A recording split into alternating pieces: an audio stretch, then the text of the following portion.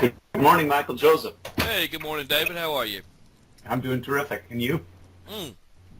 I got a cup of coffee. I'm doing good, man. So, Yeah, life's good. sounds delicious. What'd you like to talk about this morning? Well, I'd like to talk about the front-end video. I just posted a post up on Lawful Money Trust Okay. and encouraging that the students might find a lot more enjoyment if we get more students. Yeah. And what I mean by that is we start seeing these confirmations develop, and we start seeing evidence of the transformation, the redeeming lawful money, and having convincing, solid trust structures around your state to preserve your wealth and prosperity and privacy. All these things coming together just improve life immensely. Yeah, and I think too that as the Bible even says, a truth is established in the mouth of two or more witnesses, and the more witnesses that can come forth. I mean, we've had quite a few success stories, but the more that come forth, the more I guess it's really. I guess what I'm really going to is that it's really hard to prove anything, especially when you're trying to preserve someone's privacy. Right. On the internet, that is. So all you have is the mouth and the word of multiple witnesses, right? Well, yeah, what I'd like to encourage the students here to do is go ahead and contact you and set up a 30-second Skype call to praise what they've learned on Lawful Money Trust. We can put this into a video. And here's what I was looking at. I'm doing a screen share now for the audio and showing you the plug that I've put on Lawful Money Trust there itself. You see that? Yeah, I see it. Yeah. That will be a lot of fun, the revealing some of the links between capitonyms, showing how the trustee moves from the innocent until proven man into the guilty until proven innocent trustee. Right.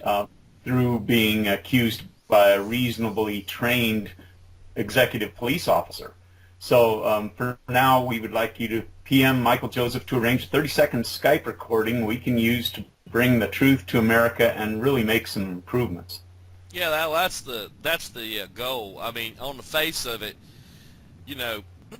people will enjoy the benefit of getting their withholdings back, and that's wonderful. I mean, that's a wonderful benefit. But there's a deeper truth here, and and the idea is to get rid of these false balances, to bring forth a true balance. So. Well, yeah, and also I think that the central banking scheme was really intended to mislead the private man into misunderstanding the benefits of private banking. You become a member bank, or a state bank, I sometimes call it, and in becoming this member state bank, you're never taught that, well, you better start behaving like one because you got to stay ahead of the deflating or the declining value of this stock, the Federal Reserve note itself. You got to stay ahead of that. So you've got to start finding the stranger among you, if you want to stay biblical there, and lend him a lot of money and charge a lot of interest, because you got to stay ahead of this declining value of the note you're endorsing. Yeah, exactly. And as you go biblical, the guy who lends a usury to someone who's not a stranger is actually excommunicated, right? I mean, he's cut off because he's not supposed to do that kind of thing, Uh-huh. Yeah, that's exactly it's right. Such a marvelously genius plan, because it drains off exactly this amount that you need to stay ahead, and you're always behind the next transmission repair or the next soccer tuition, for your child or whatever. You're always just barely staying ahead of that. And once we get to the the redeemed condition, we're not only 30% pay raise ahead, but we're also just able to teach it and to learn it, and learn it as we teach it, and teach it as we learn it, and that's really what I'm looking for on the front end of the homepage here. Yeah, isn't that a blessing too? That if people can learn this kind of stuff and really learn it, I mean, not just learn what to do, but learn why they can do it. Then they can teach their children, and the next generation can come up in a much better situation. Mm-hmm. And that's the interesting thing.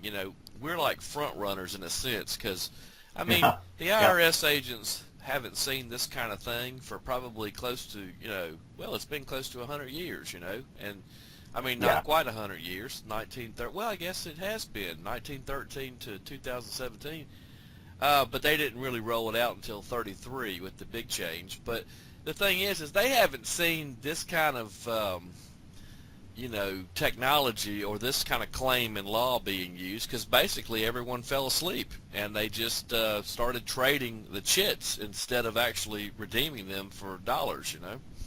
Mm-hmm. Yeah. Yeah. It's like an unclaimed policy. Yeah, it's interesting. Remember that $10 bill I showed you Oh yesterday yeah. through Skype? Uh, Yeah. If that doesn't show you prima facie evidence that there's two sets of property owners, there's two notes, if you will, because they basically changed the United States note and overprinted it with the Federal Reserve, and then took a black magic marker and marked out the other offices. I mean, yeah. nothing will, nothing will, and it's just real clear. Yeah, my friend got that note for $10 face value. The guy who sold it to him sold it for $10. I mean, the collectible Oh wow. value was tremendous. Yeah, I noticed the date on that was 1928 series. That's right. That's right. So you can kind of fit it into the contemporary setting there in 1928, and you think about what was happening in America, and it sort of explains a deeper, richer topic. Well, I know the other day you were saying that you wanted to maybe touch on Metro Center coming up. Is now a good opportunity to maybe Well, just touch on it, yeah, or yeah. Just go ahead and touch on that real quick. I was looking at Metro Center, the case, the Fed Bank of Minneapolis versus Metro Center, which is a municipality that was trying to actually charge a property tax on the bank building. So it didn't really apply as far as what I wanted to look for as far as contrast with McCulloch versus Maryland, where the U.S. note could not be taxed. I was hoping to find something where the U.S. or the Federal Reserve note had similar properties or contrasting properties, and it turns out it was about real estate instead, property tax on real estate. yeah, exactly. I went and read that case when you sent it over to me, and but the interesting thing is they tried to make it about being a instrumentality, effectively an agency of the United States, and they were claiming immunity from Uh-huh. from taxes, period, because they were an agency of the United States, and but eventually you're right. They said Well, it came down to purpose. What was your purpose in this particular role? And they said, well, this is just you're a real estate owner, so you got to pay taxes. yeah, it's a very good case, Metro Center. Still, it just didn't ring into the same harmony with McCulloch that I wanted. But it's saying that the as an agency, the Federal Reserve Board is out of taxation because it's not truly an agency of the United States government. And that goes back to what we were talking about before this, is that the Federal Reserve and the U.S. Treasury are separate bank systems. Central banking actually lends money to the national banking system. That's what central banks were formed to do, is to lend governments money. That's exactly right. And you know what? It's if you would just allow me just a second. Effectively, Mm-hmm. the United States puts up bonds, and if you remember, that $10 bill that I sent you yesterday, Yeah. Uh-huh. on the face of that bill, I'll pull it up here because I want to read you something really interesting. On the face of that bill, it says national currency at the very top, where it typically says Federal Reserve note today. And then it says secured by United States bonds deposited with the Treasurer of the United States of America. Now, if that doesn't show you that those are two different entities, I don't know what will, right? Uh-huh. And then it says, or like deposit of other securities. I mean, effectively what they're doing is they are posting bonds, depositing bonds, just like any other bank deposits stuff, how you deposit stuff with any other bank. And for the exchange of that deposit, they're loaning them, the notes to put in circulation, right? They're creating those notes to put in circulation. Have I said that correctly? Well, yeah, I believe so. So those notes in circulation represent IOUs to the United States in a sense, because the United States has put up bonds as security. It's kind of like when you go get a mortgage, you put up the house as security for the mortgage, and if you default, then they get to keep the house, right? Well, here the United States has put up bonds as security, and if it defaults, they default, then the Federal Reserve will keep the bonds and what they represent. So they would have an interest now into the corporation.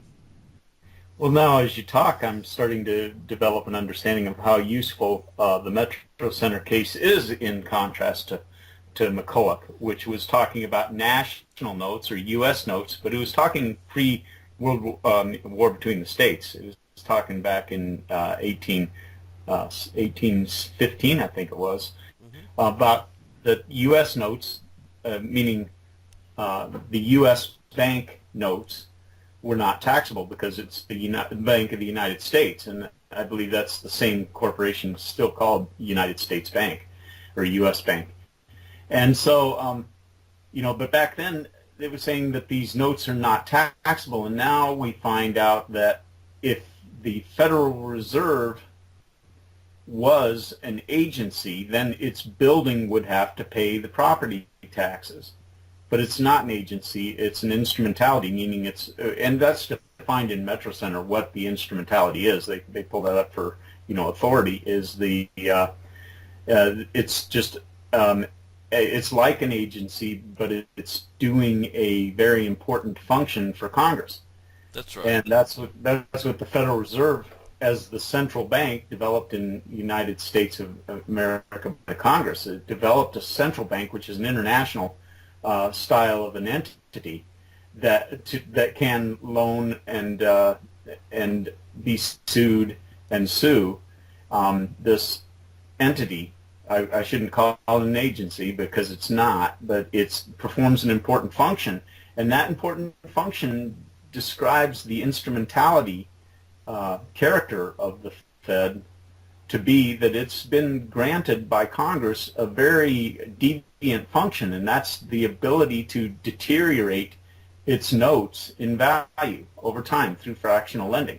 Being granted that is crucial to understanding the necessity Congress had to do to put, they had to put remedy into Section 16, redemption. You can be redeemed from this system that is contrary to good business. Well, but wouldn't you say, too, that the majority of fractional reserve practice is basically comes into existence by the ignorance of the people who are engaging in that system? So if all the people engaged in the system of redemption, then basically that system would completely flounder. They basically just created a choice, and going back to scriptures and Moses, there it is. There's your choice. Out of the left side is Federal Reserve. Out of the right side, you're back to the Treasury and the unity of the citizen and the state, right? Right. John 21:11 talks about that right and left side in prosperity terms, which really brings me back to the idea that you'll be doing yourself as a student here a very good service to help us bring in more students, because you said something about the ignorance. Isn't this brought on by the ignorance? Of course it is. The ignorance is very insidious. The symptoms of this ignorance are that any cream, any richness, and any profit and gain you're producing is being drained off into the banking system by you a misunderstanding that you're a bank too. That's effectively right. And they, at a bare minimum, they have you as a trustee, and the way you can tell that is when you read their letters very carefully. When they're giving you orders to perform something, only those who have an administrative right can give you an order, period. And then the other thing is they give you, in your remedies, they say, well, you can appeal to such and such court, and you can prove your innocence. Now, clearly, that's language that indicates they are claiming a trust exists, because a trustee must prove his innocence. He's not considered innocent until proven guilty. It's the other way around, right? Yeah, that's right. You left that behind when you started endorsing private credit from the Fed. You left the U.S. Treasury surety, and you became surety for the central banking system for the United States, the Federal Reserve. In a sense, it's like an accommodation. What we're doing is when we endorse the Federal Reserve System, we are, if you want to use the word surety, I think that's proper.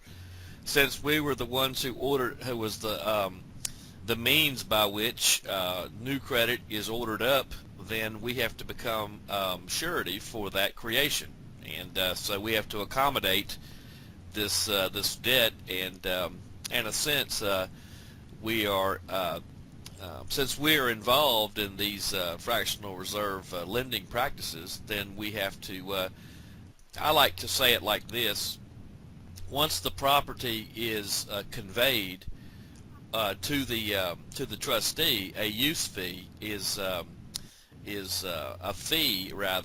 exacted so that the estate can be exchanged. So that fee is manifest in the 1040 exchange, and it basically is, if you want to think about it like this, is it's a portion of your labor, right? Yeah. I mean, money that you get for your job reflects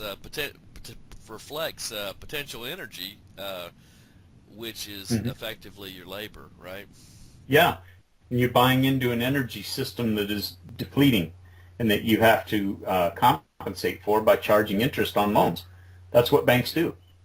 That's right. It makes it real simple when you see it like this. It really does. Well, that's the thing, simplicity. That's what I wanted to get into here from the beginning of the conversation. Now, it's not the sort of thing that you can explain in, let's say, 90 seconds, okay? So I'd like to see, we put together a video that has not so much the video aspects, but you and I introducing some of the just real simple and joyful aspects of redemption. And then we have 3 or 4 audio testimonies from students that are already here who have applied it and are enjoying it. So I think as the student is listening here, please PM Michael Joseph on the forums there and get a Skype conversation going so that we can get a 20, 30-second testimony reflecting the joy that there is in redemption. I think that'd be wonderful, as we hear different people's voices, because clearly you and I have received hundreds of letters and for people and the joy of them recognizing the truth and applying it and getting the fruits thereof, but the voice of somebody and their excitement of what they're doing is something different. You're right. Like the student who wrote all rights reserved on the 1040 form with his signature. There's nothing wrong with that in itself, but what it does is it keys the agent to take a look back at his training and the memorandums he's been given by attorneys, and he sees that and he lines it up with friv pen and drops it down the chute toward the friv pen letter.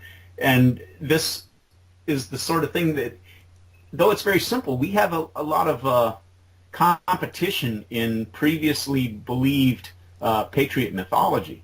Mm-hmm. and conditioning that so he said it quite plainly, it was out of old habit, and he felt like an idiot for doing it, but he felt that that's what keyed the Frib pen letter. So we can make some effort to, through joy and love and peace, to assist the student in dropping these faulty and old and worn out arguments and training that are needed, because this redemption is as simple as we've been saying right here. It's just, it gets so complicated when you're trying to match it up with some of the brain damage that's out there on the internet. I perfectly agree with that, and I would just add, just to add to what you just said, one of the you and I both have read The Truth About Frivolous Filings, I believe is what it's called. It's the IRS's 85-page manual memo. Anyway, one of the things too that they key on when they see is when you write in there nunc pro tunc, which is Latin for now, for then, or a priori, which is from the beginning. When they see these kinds of writings, it keys in. It hits on lawsuits that and as these computers are scanning the files, I mean, they're looking for this kind of stuff, right? And Yeah. I would just like to also say one other thing is that I think in the coming days, David, I'd like to maybe Yeah. do one of these calls where we even touch on a couple of cases in the Frib Pen in the IRS's frivolous filings memorandum, and one of them in particular caught my eye this past week, which is hilarious because depending on what they quote it to you from a perspective of you owe the tax, but it's U.S. versus Riffin, and it says the court stated Congress has declared Federal Reserve notes legal tender and Federal Reserve notes are taxable dollars. Well, Mm-hmm. if you've fallen into the hallucination or the not hallucination but the hypnosis, the hypnotic trance that you're one of their trustees by how they dress up their letters, then that would be correct, because that would mean that you're engaged in the Federal Reserve or the central banking scheme. What they've stated is an absolute fact, and we don't disagree with that at all. Federal Reserve notes are taxable dollars. I mean, hallelujah. Yeah. Thanks for pointing out the obvious, right? But we are not making, we're doing something different. We are rising above that and redeeming those Federal Reserve notes into lawful money so that we opt out of that system of taxation. We're not getting the property. It's not being exchanged to us, so we're not one of your trustees. Yeah, we're not using their credit currency. That's right. In closing, I'd like to bring up there's a thread in the topics there. Yeah. In forums, it's called exactly what does the IRS agent think, and I'm going to go visit that a little later today and tomorrow, and we can get the latest. It's a good place to keep updated on what the IRS agent is studying as far as their memorandums and the citations in any of these Frib Pen letters. They can be picked apart there.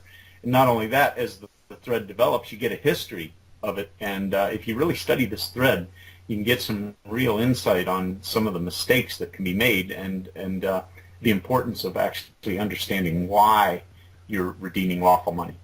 Well, that too, and I would say this, that over the past, I want to say, 4 years now, we haven't been, every time they issued one of these Frib Pen letters, we've defeated every single one of them.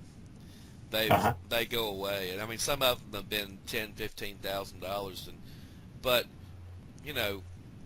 when you can show that you have an administrative remedy and you have made a proper claim in law, such that you're not being a trustee undertaking for this central banking scheme, then that goes away. It literally it just goes away. They just fall silent on it. It goes away. Yeah, And that's important to understand, that if you've been redeeming lawful money, and whether or not you understand that, it makes the difference of whether or not you're going to believe you're the trustee when they assume you are in a letter. That's right, because later, if they assume you are and treat you like one, and then you imply that you are one by acting like one, you can literally Uh-huh. back off your own claim. Everything that you've established, you can give away in one stroke, you know.